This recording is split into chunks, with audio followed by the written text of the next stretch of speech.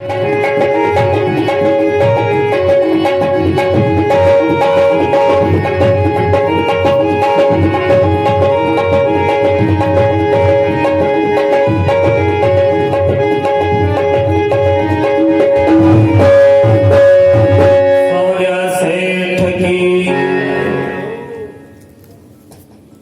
महिलाएं कुएं पर पानी भरने गई।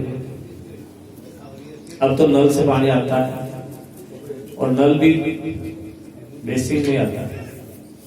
पहले पानी भरने बावड़ी पर जाते थे। संस्कार कैसे आते बच्चों में ये बताना चाहता हूं। बचपन से सीखे जाते हैं, बचपन से। बड़ा हो जाए 20 साल का फिर सुधारना चाहो रट लेके तो नहीं सुधरेगा, फिर कोई गारंटी नहीं।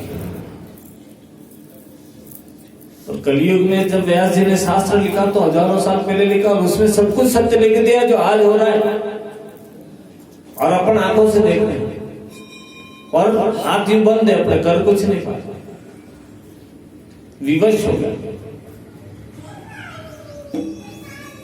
और शादी तक तो बच्चा फिर भी मानता रहता, ठीक है पापा, ठीक है पापा, और शादी के बाद तो सामने नहीं देखता, पता नहीं क्या असर आ जाता। नारायण देव की जय। जयपुर में नहीं होता ये, हमारे वहां की बात, प्रतापगढ़ में ऐसे होता है, आपके यहाँ थोड़ी होता है।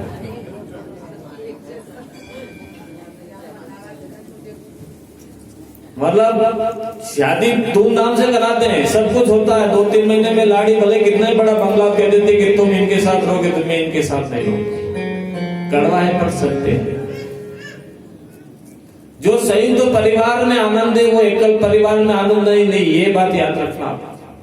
चाहे बहू रानी सुने चाहे सास सुने, पर जो एकल परिवार में आनंद नहीं है, जो संयुक्त परिवार में रस बरसता है, वो एकल परिवार में नहीं है। अकेले रहोगे तो बच्चे को स्कूल भेजने के भी कभी कभी दिक्कत आ जाएगी। और अगर माता पिता दादा दादी के साथ रहोगे तो जो परवरिश दादा दादी आपके बच्चे की करेगी वो बहू रानी नहीं कर सकते। आप उनको शिक्षा दीजिए, आप उनको समझाइए। लड़की अगर लड़ाई करे तो माता पिता को बुलाइए, उनको प्रेम से बिठाइए, उनको समझाइए कि जो रस पूरे झमेले में है वो रस अकेले में नहीं मिलता है। ये तो अपने शर्मा जी से पूछना कि आप लोगों से काफी दूर रहे वहां पे प्रतापगढ़ में और काफी बरस रहे हैं। इनको कई बार घर की भी याद आई होगी, कई बार परिवार की भी याद आई होगी, कई बार भाइयों की बहनों की याद आई होगी, परंतु इनकी मजबूरी नौकरी का इनको जाना पड़ा। और साल 6 महीने भी आते होंगे तब एक रास्ता और मधुरता और प्रेम की बरसात होती थी। 4 महीने कुएं पर पानी भरने गई और 4 ही महीनों ने अपने अपने माथे पर घड़ा उठाया और चलने लगी। अब 4 ही भाइयों ने कहा देख मेरा बेटा डॉक्टर बना, एक ने कहा मेरा बेटा कलेक्टर बना, एक ने कहा कि मेरा बेटा वकील बना। वो चौथी चुप रही। उससे पूछा कि बेटी तू क्यों नहीं बताती तेरा बेटा क्या बना? उसने कहा मेरा बेटा अनपढ़ है, खेती का काम करता, खेती में जाता है, इसलिए क्या बोलूं, पढ़ा स्कूल गए। अब थोड़ी देर से मार्ग में चल रही, माथे पे घड़ा मटका उठा रखा और मार्ग में वो 4 बच्चे सामने मिले और उन 4 बच्चों में से किसी ने भी नहीं, पर अनपढ़ बालक ने माता को प्रणाम किया और माता के माथे पर जो गगरी थी उसको उठाकर अपने माथे से ले लिया और चलने लगा। और वो तीनों कलेक्टर वकील ऐसे कैसे खड़े रहे। अब संस्कार किसमें आया है? संस्कार अनपढ़ में आया। बोलो कृष्णचंद्र भगवान की। अब पढ़ा लिखा कलेक्टर काय को झुके, उसको तो शर्म आ गई। मैं तो कलेक्टर हूँ, 4 महिलाओं के सामने माँ को कैसे प्रणाम करूं? मैं तो ये कहता हूँ आपको कि झुको,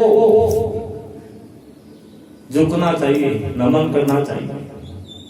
झुकने से आशीर्वाद मिलता है। पूतो फलो दो नाओ।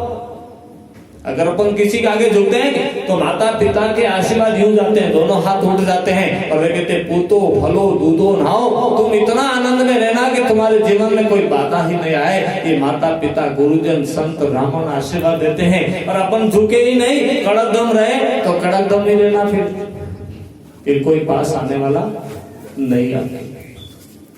पढ़ना एक अलग चीज है और संस्कार एक अलग चीज है। किताबी ज्ञान एक अलग चीज है और घर का ज्ञान एक अलग चीज है। समाज एक अलग है, परिवार एक अलग है, समूह एक अलग है। और उनके रीति रिवाज रस्मों का निर्वहन अपने को करना बहुत जरूरी है। अगर वो चीज हमें याद नहीं है तो अपना जीवन धिक्कार है, बेकार। भारतीय संस्कृति और भारतीय परंपरा को पढ़िए, भारतीय संस्कृति परंपरा रीति रिवाज को समझिए, उन रीति रिवाज मर्यादाओं का पालन करिए और कराइए। धर्मो रक्षति रक्षत, तुम धर्म की रक्षा करो, धर्म तुम्हारी रक्षा करेगा। धर्मो रक्षति रक्षता, तुम धर्म की रक्षा करो, धर्म तुम्हारी रक्षा करेगा। तुमने धर्म की रक्षा नहीं करी, अपने बच्चों को नहीं सिखाया, तो तुम्हें विनाश की तरफ जाना पड़ेगा। फिर बचाने वाला कोई नहीं आएगा, फिर कृष्ण भी नहीं आएगा। क्यों नहीं आएगा कृष्ण? कृष्ण तो आते हैं और कृष्ण तो देखते भी हैं, कृष्ण तो बोलते भी हैं, कृष्ण खाते भी हैं, परंतु उनको बुलाने का, रिझाने का, खिलाने का तरीका हमें आता ही नहीं, इसलिए वो नहीं आते। मेरी नैया पड़ी मजेदार, हरी उसे पार लगा देना। मेरी नैया पड़ी मजेदार, हरी उसे पार लगा देना। मेरी नैया पड़ी मजेदार, हरी उसे पार लगा देना। मेरी नैया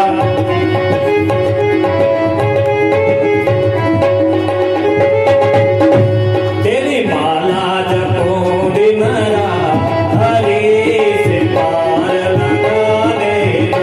तेरी माला जपो दिन रात, हरी से पार लगा देना।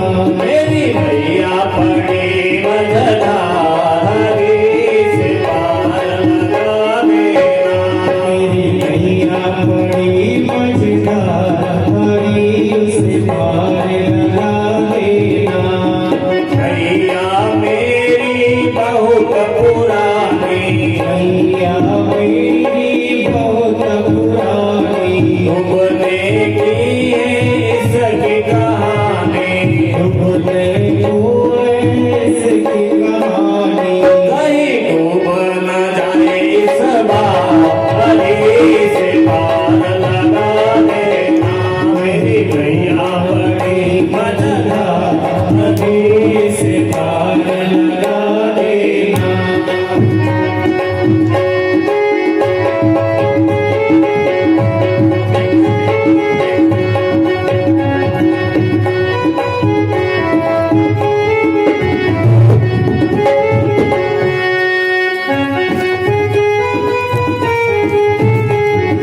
धर्मपुरी में जाना पड़ेगा, धर्मपुरी में जाना पड़ेगा।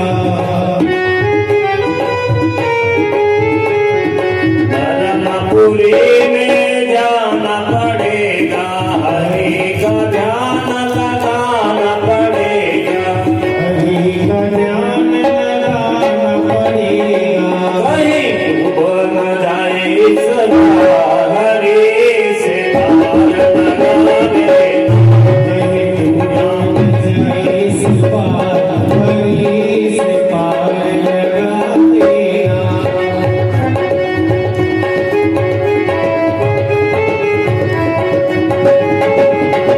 तेरी माला जपो दिन रात, हरी से पार लगा देना। तेरी माला जपो दिन रात, हरी से पार लगा देना।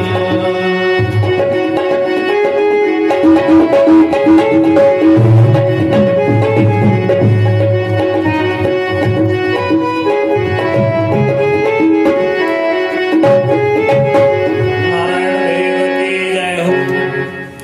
तो अतल वितल सुतल रसातल धनातल महातल पाताल, ये 7 भूस्वर है। इन लोकों में कौन रहता है? शिवदेव जी परीक्षित से कह रहे हैं, अतल लोक में मैं दानव का पुत्र असुर बन रहता है। ये याद नहीं रहेगा वैसे आपको, सरल कथाएं तो याद रह जाती, कुछ कथाएं ऐसी कठिन आती जो याद नहीं रहती, पर वो सुनाना पड़ता है। आपको ध्यान तो आएगा भागवत में ये लोक है, ये तल है, और इनमें कौन व्यक्ति वहां का राजा है, वहां का मालिक।